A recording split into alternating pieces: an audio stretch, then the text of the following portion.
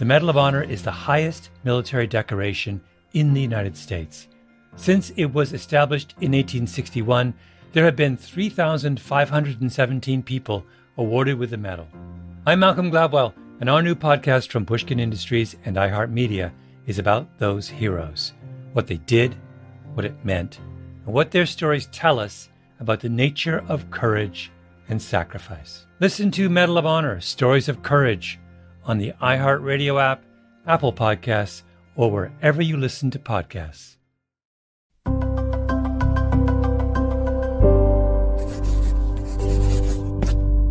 Pushkin.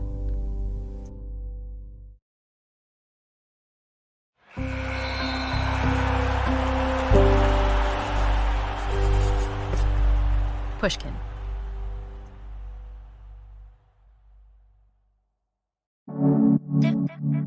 This summer, Pushkin is going to the Olympics.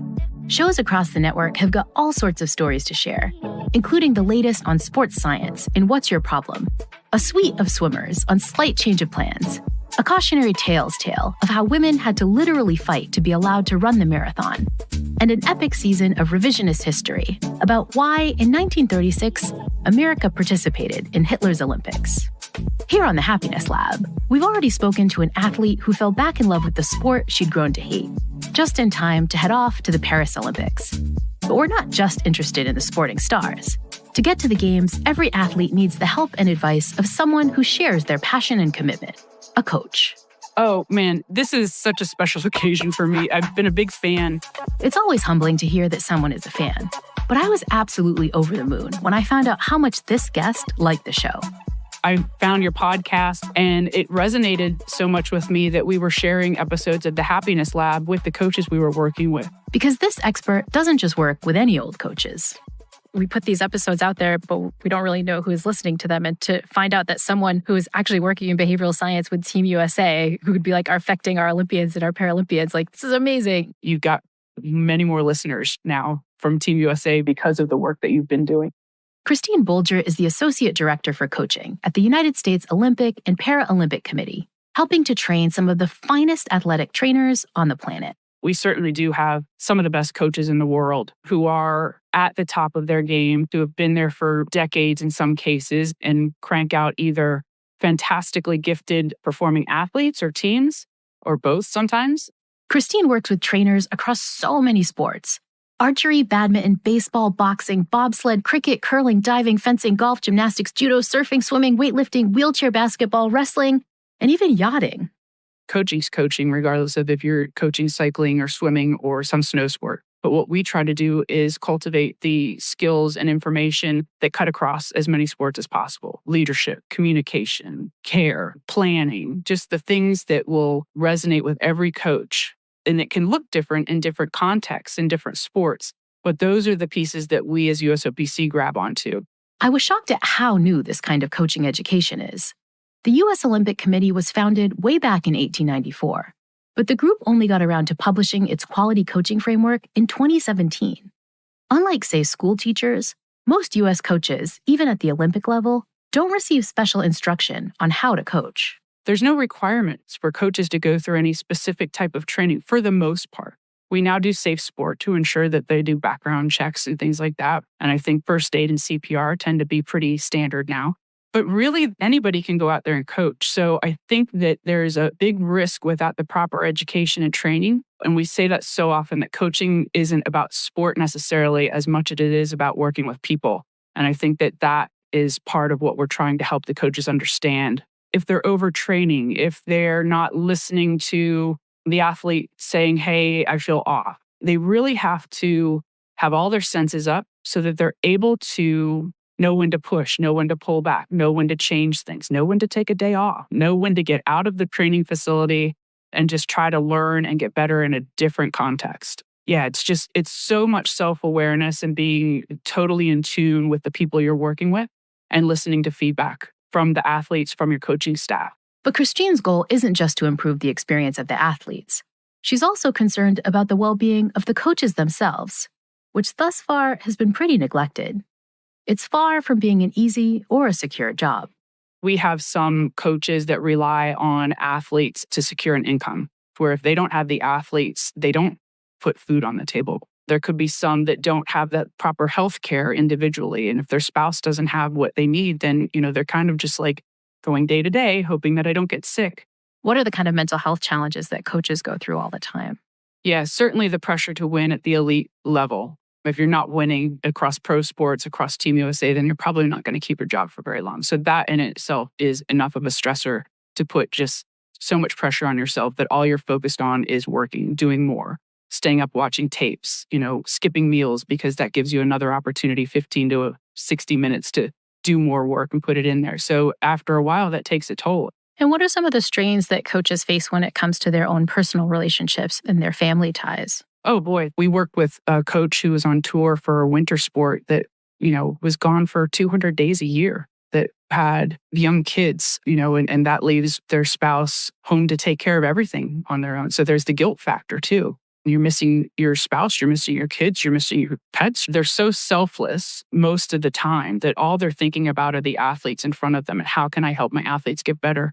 It seems like another challenge that coaches face is that they're kind of the ones that are in some ways in charge of the performance, but they don't get to do it themselves. I know as a faculty member, I've felt this, that like when I have to give my own talks, that's nerve-wracking and I get a little bit anxious about it. But when my student is giving a talk, I'm so much more anxious. And I feel like my students who are giving talks are just like giving a talk at some random conference. They're not like competing for a gold medal in front of millions of people. And so, is this a particular challenge that coaches face? Oh, they're no different than you and your students. They lose control, especially those that competed as athletes themselves. They're like, I can't do anything. I'm just on the sidelines. I hope that all the preparation works and they do what they need to do. And if it doesn't, I'm going to, just tear my hair out.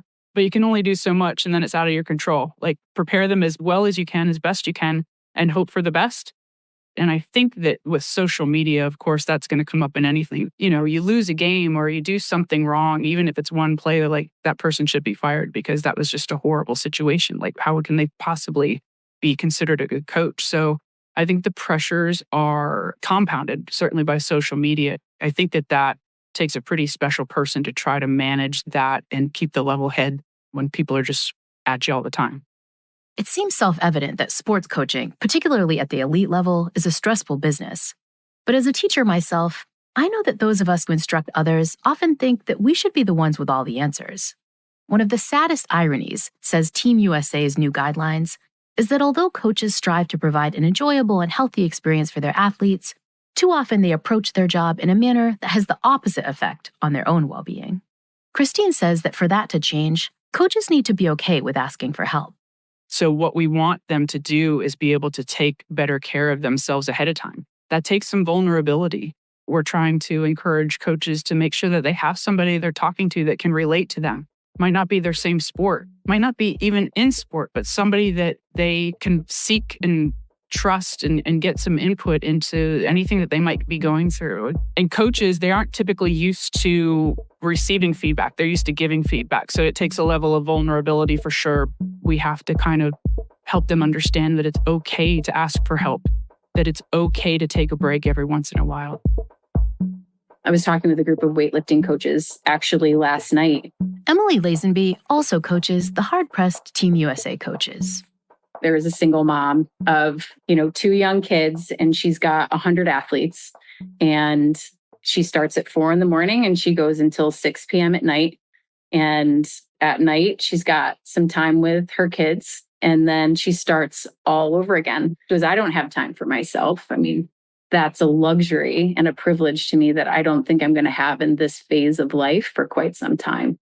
Emilie's work involves taking the kind of well-being lessons you hear on this show and tailoring them to the needs of people just like that time-starved weightlifting coach, so that they don't burn out or just quit the profession completely. Coaching is a field and an industry that has no net. There's no union, there's no government agency or anything there to support a coach when a performance doesn't happen from their athlete or from their team. It's very black and white. If they perform, then there's a high likelihood that the coach continues on in their role. And if the athlete isn't performing, then there's also the likelihood of not continuing. And so I think that there is a lot of pressure around not having that support net available to them. And it just adds to the entire pressure of having to stay optimized in a field. It's a tough industry to commit to and be part of long term. As a happiness scientist, I was really impressed reading the well-being guidance Emilie helped design. It specifically addresses the exact kind of stressors that coaches endure in their high-performance job.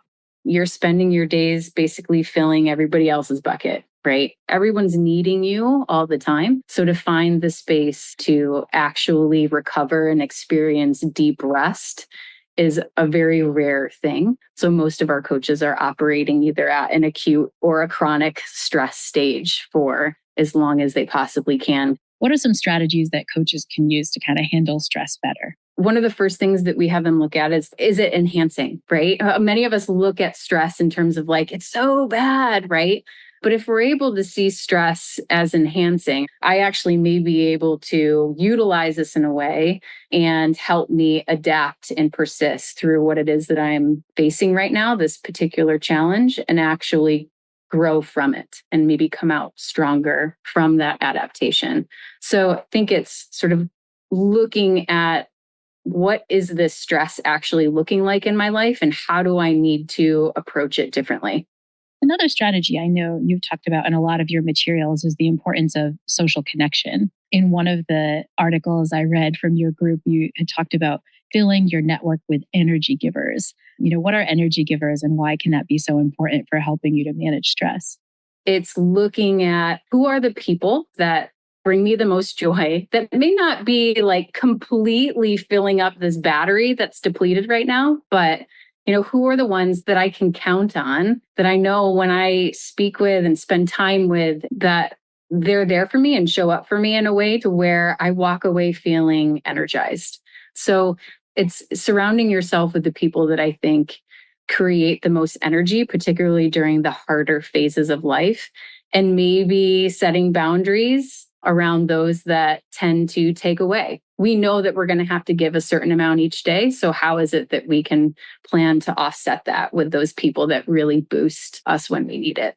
I think this is such a fabulous suggestion because it's not just the idea that we talk about a lot in the podcast of kind of making sure you're getting social connection, but really kind of paying attention to the particular people you seek out and making sure those people are kind of the ones that are feeding you rather than depleting you over time. Another thing you talk a lot about is the importance of coaches getting daily physical activity, which felt a little bit ironic for me because in my brain, these elite coaches are so focused on like exercise and weight training and so on. But it kind of sounds like that in their own lives, these things may fall by the wayside in ways that I didn't expect. And so what are some of the important benefits of exercise and how do you get these busy coaches to get more of that kind of movement in their lives?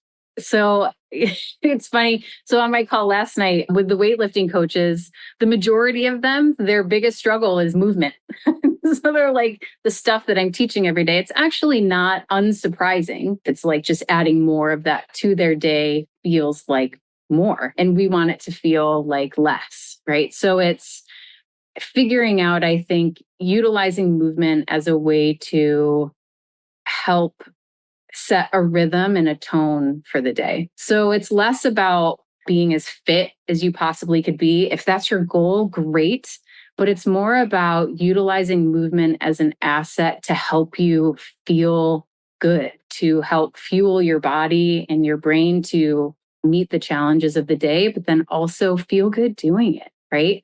And a lot of what we are exploring with coaches right now is looking at how they move, how they like to incorporate that into their day, when they like to do it, and how they utilize it as an asset for themselves rather than something that they feel like they have to do in order to reach some type of fitness goal. Another physical activity you talk about with coaches is the power of sleep. Why is sleep so essential? And what are some of the strategies that you've suggested coaches engage with to make sure they're kind of protecting their shut-eye? Yeah, that's the number one for us. I'd say out of everything, nutrition, movement, stress resilience, all of them are significant in their own ways. But as we know, the other stuff doesn't really go as well if we're not getting sleep. The interesting thing when it comes to the Olympic and Paralympic environment is that their sleep is irregular all the time. So do you have routines set in place that can help you reset after a bad night of sleep, when sleep pressure has built to the point where you're not falling asleep when you want to, or there's jet lag, or you're waking up in the night. So we teach that skill of, all right, here's where I'm at today. Here's what I can do. And all of that is okay. And it's still going to be the best I can give. And here's how I'm going to reset tonight. And so it's creating that ability to reset rather than set. Like, what are some of the things you suggest for coaches who need to figure out a way to reset better? I love Matt Walker's approach to sleep, like approaching sleep as if you were landing a plane.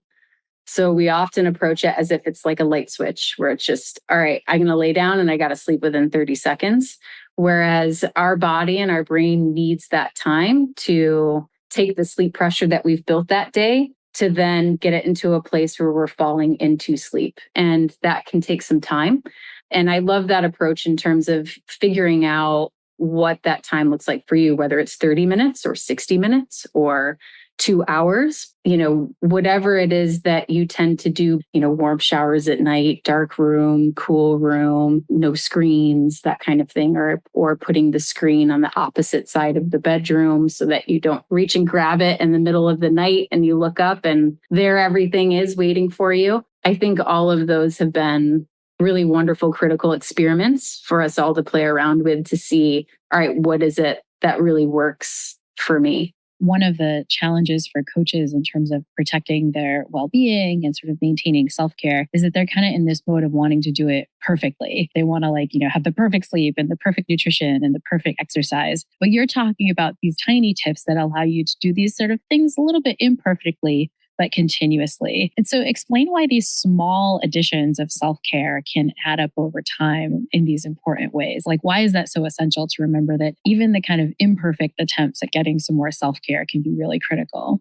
Because I think that's life, right? And I think it's a really wonderful way to look at it in terms of, all right, I have some agency here to really experiment with, here's what I know what works with me when stuff's hit the fan, right? And, here's I know what works for me when I have a little bit more time to myself to recover. It's adapting between, your resource pool and the challenges that you face every single day. And it's this seesaw back and forth of, I'm facing this challenge. So what do I need to do to offset that? I think one of the problems with self-care is you feel like it has to be 100%. I mean, I know I go through this in my own ways. I'll be like, this is the week that I'm going to get to the gym. And, Monday I'll get to the gym and then Tuesday I miss out. It's like, well, I've already messed up, right? But it's like, no, just one day at the gym is better than 0 days at the gym. And 20 minutes of extra good sleep is better than 0 minutes of extra good sleep. We sometimes think this has to be all or none. And I imagine that in high performance individuals like coaches, that's even worse. I think it comes down to the ability to look at what you're leveraging that day as optimal, right? So, all right, I've got 4 hours of sleep last night.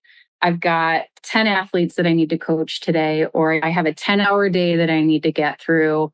I'm at about 30%, but here's how I'm going to, maximize this 25, 30% to get through this day the best way that I can. To me, that's high performance. It may not be perfect, but it's excellence. And I think that's the difference, right? Is we're not striving for perfection, we're striving for excellence. And using the 30% that you have that day, to me, that's excellence. And kind of recognizing that you're at 30%. And it strikes me that this is another strategy that you work with coaches on a lot, which is just overcoming the stigma of not being perfect, like overcoming the stigma of recognizing that you're at 30% and you might need to ask for help or you might need to take a break. Why is calling a spade and really recognizing where you're at so important? And what are some strategies we can use to kind of combat that sense that it can be sometimes hard to admit when you're struggling? I think the instinct is to avoid, right? To just grind it out, get it done. So I think right now, well-being can be tied to unrealistic optimism in a lot of ways where we feel like perfection is part of that. But the realistic part of that is that, this is actually what I can do today. This is all I can do. And that's still a lot. And it's okay. And that's great. I really like this strategy because I think it's something that all of us can use, right? We might not be Olympic coaches heading off to Paris, but I think all of us have times at work when things are a little bit busier, maybe times in the school year where, as a parent, things feel more hectic. It sounds like the strategy is really like radical acceptance, kind of look at what things really are like and to ask the question, okay, what am I going to be capable of? How can I build in self-care, but maybe in a way that's more compassionate, maybe not beating myself up for not, making the healthiest meals during the busiest time or keeping the house perfectly clean during the busiest time. Yeah, absolutely. Here's the extent of what I can do here, and I'm okay with that, right? And accepting it for what it is and maybe labeling that as great performance. Of course, all these lessons aren't just vital for coaches. They apply equally well to ordinary folks like you and me. None of us can expect to turn in our personal best each and every day. Sometimes 80% might be the best we can muster under the circumstances. And that's okay. So what else can we all learn from the high-pressure world of Olympic sports? The Happiness Lab will be back in a moment. The Medal of Honor is the highest military decoration in the United States, awarded for gallantry and bravery in combat at the risk of life above and beyond the call of duty. Since it was established in 1861, there have been 3,517 people awarded with the medal. I'm Malcolm Gladwell, and our new podcast from Pushkin Industries and iHeartMedia is about those heroes, what they did, what it meant, and what their stories tell us about the nature of courage and sacrifice. Without him and the leadership that he exhibited in bringing those boats in and assembling them to begin with and bringing them in, it saved a hell of a lot of lives, including my own. Listen to Medal of Honor, Stories of Courage on the iHeartRadio app, Apple Podcasts, or wherever you listen to podcasts.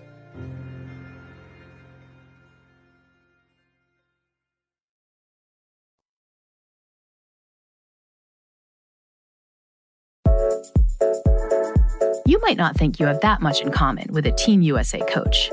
They can put their own lives on hold for years, endlessly traveling, missing family events, clocking long hours, all to help an athlete who might pull a muscle, drop a relay baton, or get a cold come race day. It's hard to think of a more stressful and unforgiving job, but their lives can be really instructive for the rest of us. Oh, I think that coaches just are kind of like a microcosm of society for sure. Christine Bolger is part of the team that teaches well-being fundamentals to America's Olympic and Paralympic coaches. One core principle, a principle that applies just as much as it does to a high dive instructor or a volleyball team manager, is that you need to find your purpose. We talk a lot about finding your true north. Like, why do you coach? What's my why? And is it to be the best in the world? That's okay. You can be the best in the world while also being a good person. You want to know why you're out there, and it's not just to win all the time. It goes back to self-awareness. Are you in this for yourself, for the athletes? And if the athlete needs a break or other support, then I think we need to find a way to do that. That's part of quality too, right? Like, they're not machines, they're people. And I think we need to realize that even in the passion of competition, sometimes you just need to take a break, and that's got to be okay. Another strategy that lay people can learn from coaches is this importance of delegating and asking for help, which is, I know, something that your organization has tried to work with coaches on a lot more. What's the importance of delegation, and what can kind of lay people learn from what coaches have learned from doing this a little bit more often? I'm still learning how to delegate myself. I think you can bring people in a way that makes them feel more valued if you give them a responsibility. And that means a lot because we're developing people, not just the athletes, but the team around you. So if I'm a head coach, keeping everything close to my vest and not asking people to help me, that doesn't help anybody else. And eventually the system's going to break down because you just need that support system around you. So give people an opportunity to show them what they can do. Give them an opportunity to learn and maybe do it even better than you would have done it yourself. In the last episode, we heard from British long-distance runner Georgia Bell. She was a great runner in her teens, but later on in college, she found that the training regimen didn't really suit her. She was unhappy and picked up injuries, and her times got worse and worse. I was perpetually injured, in and out of boots because I had stress fractures. And so that just translated to not running as well on the track and not running as fast. I really wasn't enjoying it anymore is the bottom line. It had gone from being something that I really loved and looked forward to racing and training to, I just cannot wait to be done with this. Georgia left the sport and only got back into running by accident when the COVID lockdown prompted her to dig out her old track shoes again.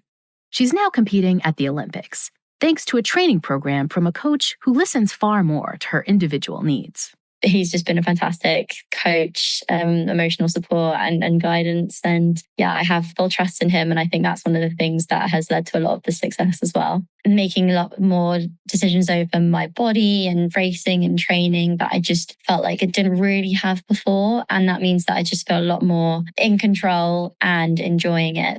At Team USA, Christine Bolger teaches the kind of sensitive coaching that has helped Georgia so much. Christine thinks coaches, like the rest of us, need to put themselves in the shoes of the people around them so that we can try to see their perspective.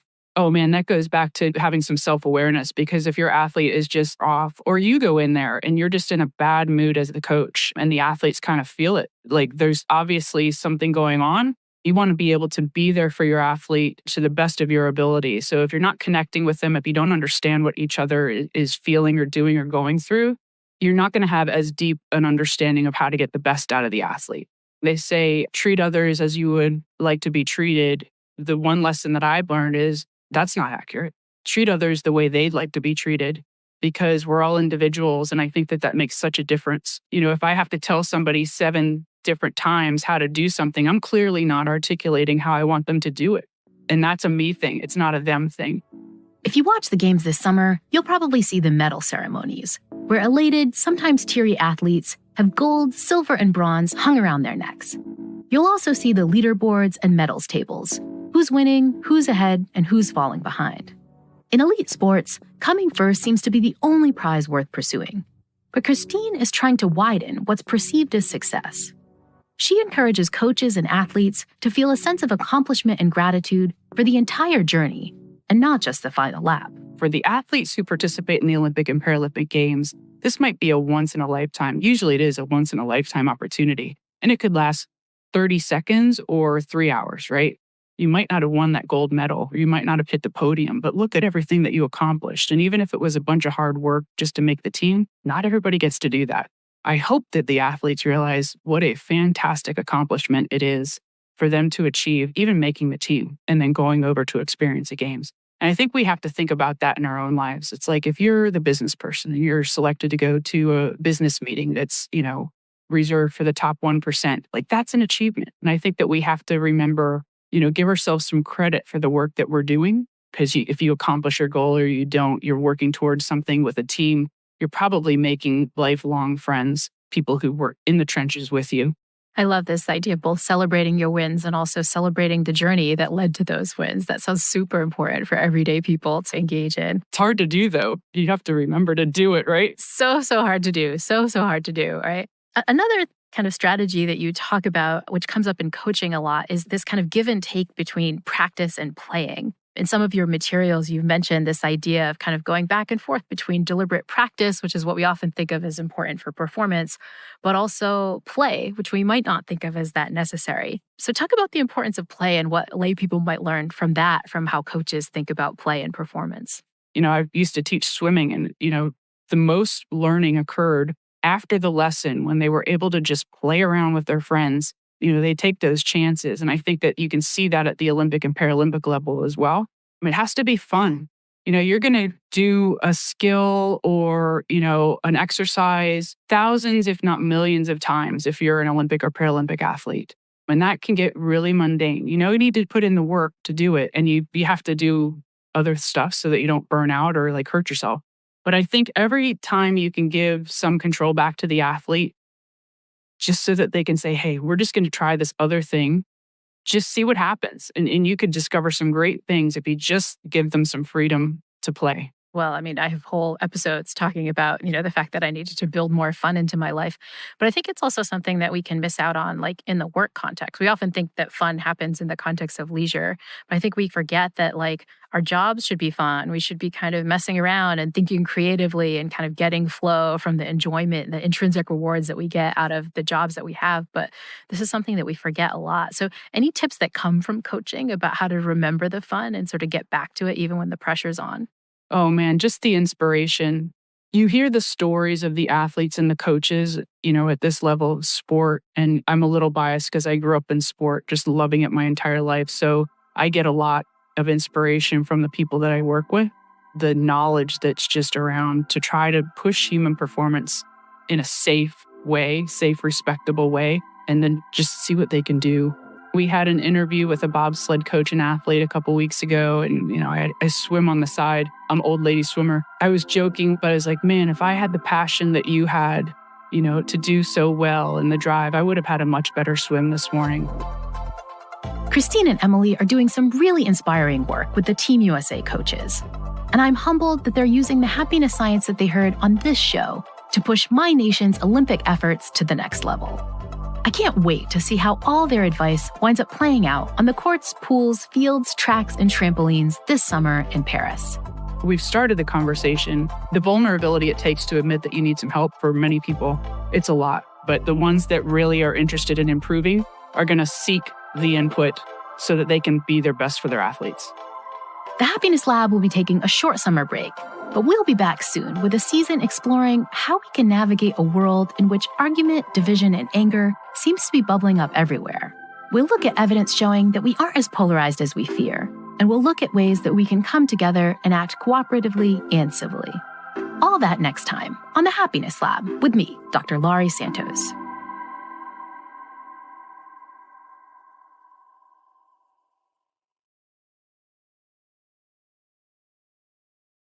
The Medal of Honor is the highest military decoration in the United States. Since it was established in 1861, there have been 3,517 people awarded with the medal. I'm Malcolm Gladwell, and our new podcast from Pushkin Industries and iHeartMedia is about those heroes, what they did, what it meant, and what their stories tell us about the nature of courage and sacrifice. Listen to Medal of Honor, Stories of Courage, on the iHeartRadio app, Apple Podcasts, or wherever you listen to podcasts.